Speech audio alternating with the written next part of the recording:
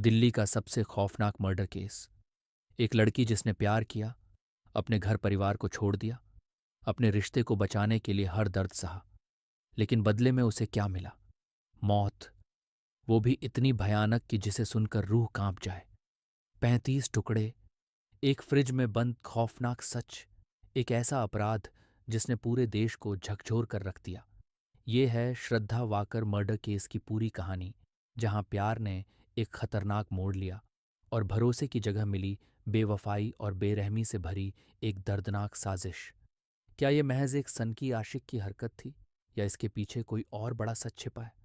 आइए जानते हैं इस केस की हर खौफनाक डिटेल। अगर आपको भी ऐसी कहानियां सुनना पसंद है जो क्राइम से भरी हुई हैं, तो चैनल को सब्सक्राइब कर लीजिए। हम हर हफ्ते आपके लिए दो ऐसी कहानियां लाते हैं। घंटी के आइकन को दबाएं ताकि जब भी मैं नई वीडियो अपलोड करूं, आपको तुरंत नोटिफिकेशन मिले। वापस आते हैं आज की कहानी पे। इस केस की शुरुआत होती है श्रद्धा वाकर के पिता विकास वाकर से। श्रद्धा महाराष्ट्र के पालघर की रहने वाली थी और अपने बॉयफ्रेंड आफताब अमीन पूनावाला के साथ दिल्ली में लिव इन रिलेशनशिप में रह रही थी। लेकिन मई के बाद से ही उनका अपनी बेटी से संपर्क नहीं हो पा रहा था। विकास वॉकर को शक होने लगा जब उनकी बेटी का फोन लगातार बंद आने लगा और उसकी सोशल मीडिया एक्टिविटी भी अचानक खत्म हो गई। शुरुआत में उन्होंने खुद ही पता लगाने की कोशिश की, लेकिन जब उन्हें कोई सुराग नहीं मिला, तो उन्होंने आखिरकार 6 महीने बाद नवंबर 2022 में मुंबई के वसई पुलिस स्टेशन में श्रद्धा की गुमशुदगी की रिपोर्ट दर्ज करवाई। मुंबई पुलिस ने जांच शुरू की और पता चला कि श्रद्धा आखिरी बार दिल्ली में देखी गई थी। इसके बाद मामला दिल्ली पुलिस को सौंपा गया। पुलिस जब आफताब अमीन पूनावाला तक पहुंची और उससे पूछताछ की, तो उसने पहले गलत जानकारी देकर गुमराह करने की कोशिश की। लेकिन जब पुलिस ने उसे सख्ती से दबाव में लिया, तब उसने एक ऐसा खौफनाक सच उगला जिसे सुनकर हर किसी की रूह कांप उठी।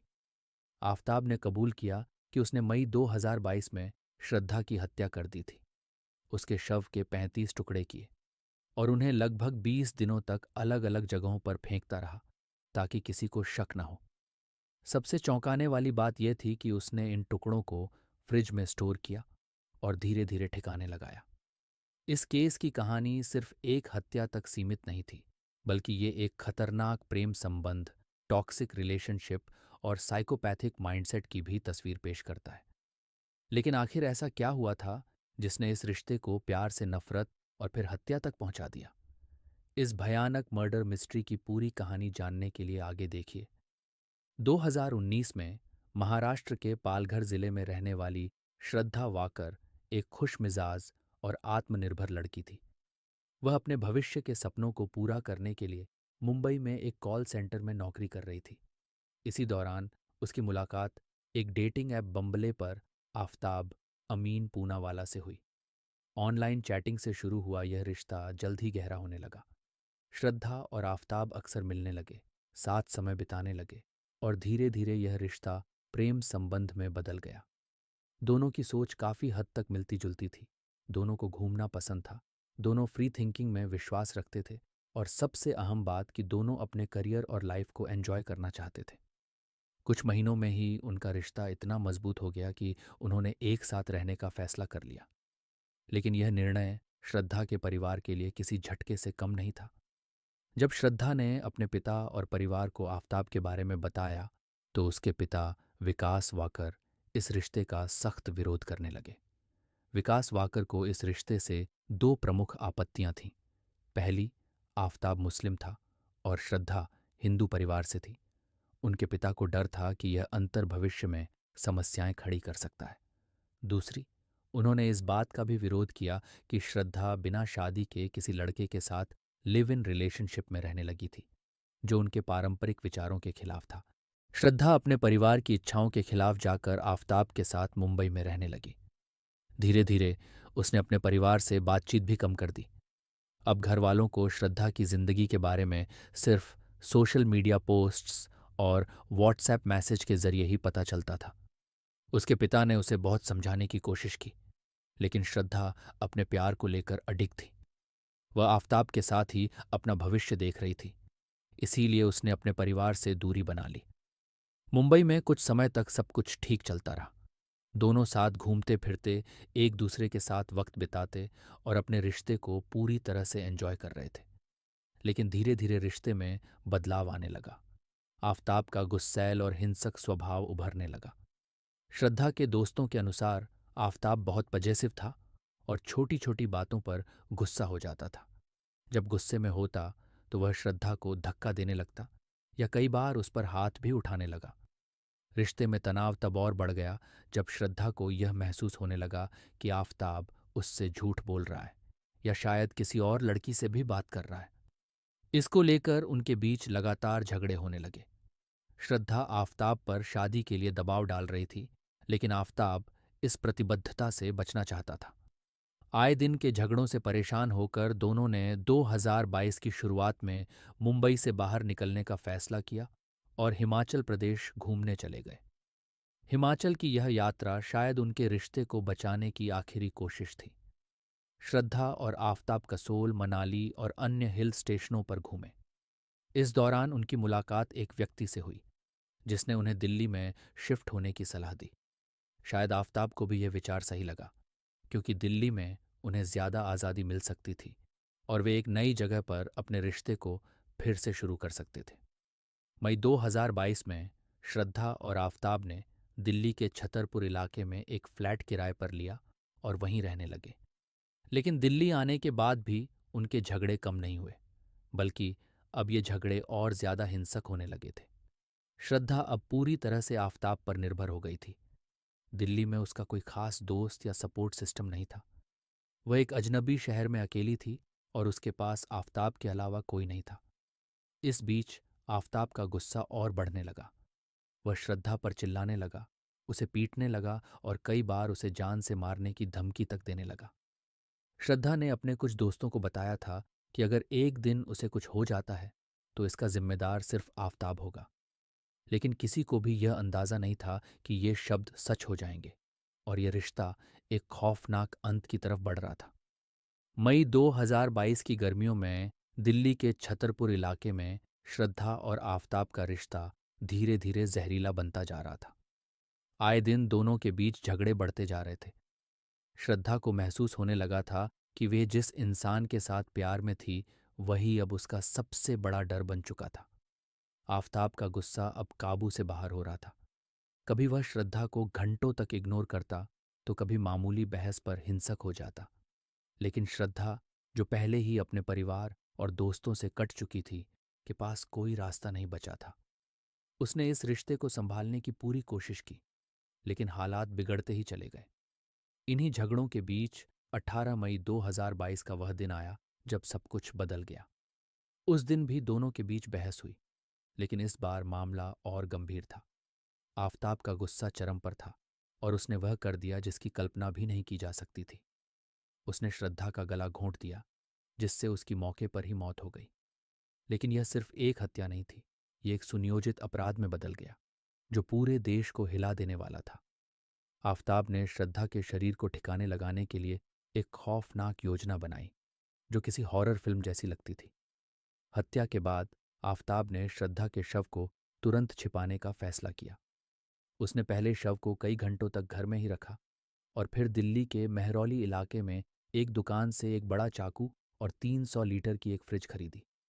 उसने शव के 35 टुकड़े किए और अगले 18 दिनों तक हर रात उन टुकड़ों को एक एक करके दिल्ली के जंगलों और सुनसान इलाकों में फेंकता रहा।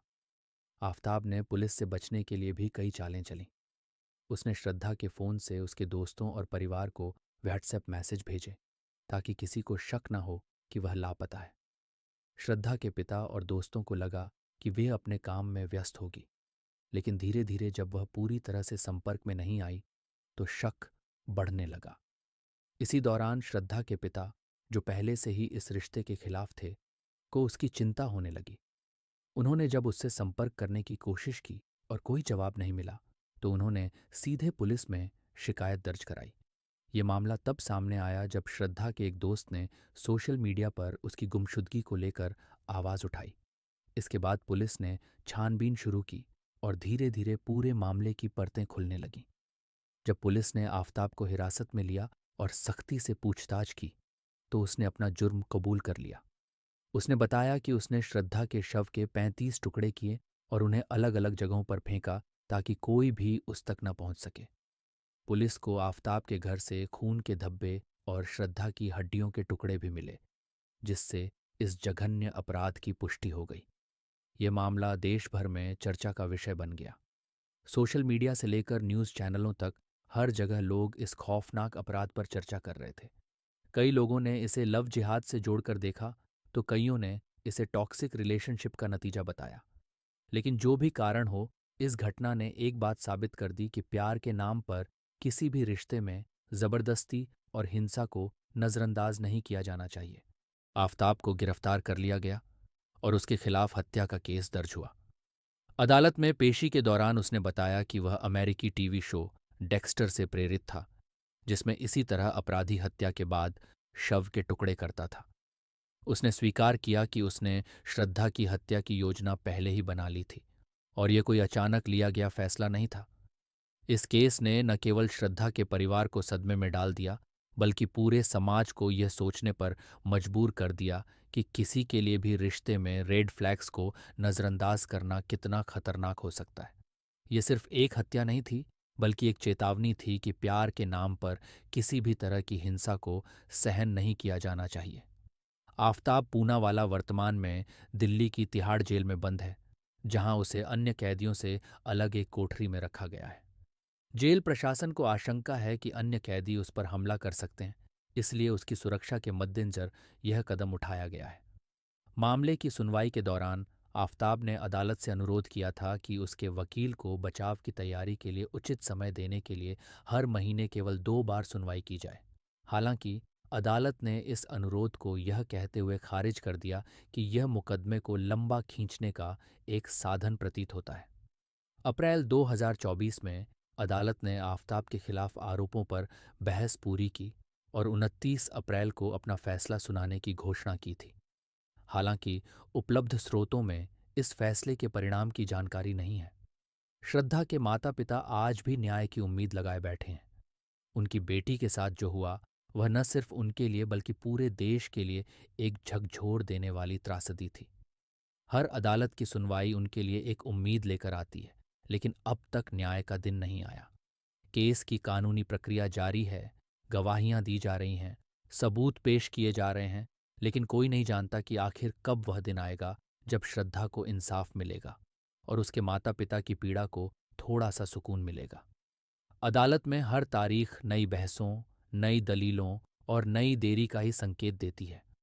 आफताब पूनावाला इस वक्त जेल में है, लेकिन क्या यह पर्याप्त है? क्या यह उस बेटी के लिए इंसाफ है जिसे उसने बेरहमी से मार डाला? यह सिर्फ एक केस नहीं, बल्कि एक सवाल है पूरे समाज के लिए कि आखिर कब तक ऐसी बेटियां अंधे कानून और देर से मिलने वाले न्याय का शिकार होती रहेंगी। श्रद्धा अब इस दुनिया में नहीं है, लेकिन उसकी कहानी हजारों लड़कियों को यह चेतावनी दे रही है कि किसी भी रिश्ते में हिंसा, डर और दर्द को नजरअंदाज करना एक खतरनाक भूल हो सकती है। आज भी श्रद्धा का परिवार उसकी यादों के साथ जी रहा है, हर दिन न्याय की उम्मीद में अदालत की ओर देख रहा है। लेकिन कब तक? कोई नहीं जानता कि इंसाफ कब मिलेगा। लेकिन एक सवाल सबके मन में है, क्या न्याय में देरी न्याय से इनकार के बराबर नहीं है? तो यह थी श्रद्धा वाकर हत्याकांड की कहानी, एक ऐसी कहानी जिसने पूरे देश को झकझोर कर रख दिया। प्यार, विश्वास और धोखे के इस मामले ने यह साबित कर दिया कि किसी भी रिश्ते में अगर हिंसा और डर शामिल हो जाए तो उसे नजरअंदाज करना खतरनाक हो सकता है। श्रद्धा के माता पिता आज भी न्याय की उम्मीद लगाए बैठे हैं, लेकिन कोई नहीं जानता कि इंसाफ कब मिलेगा। यह सिर्फ एक केस नहीं, बल्कि एक सवाल है, क्या हमें ऐसे मामलों से सबक लेना चाहिए या फिर अगली श्रद्धा के इंतजार में बैठे रहना चाहिए? अगर आपको यह वीडियो पसंद आया हो तो इसे लाइक करें, अपने विचार कमेंट में बताएं और हमारे चैनल को सब्सक्राइब करें ताकि आपको ऐसी ही सच्ची और चौंका देने वाली कहानियां देखने को मिलती रहें। धन्यवाद।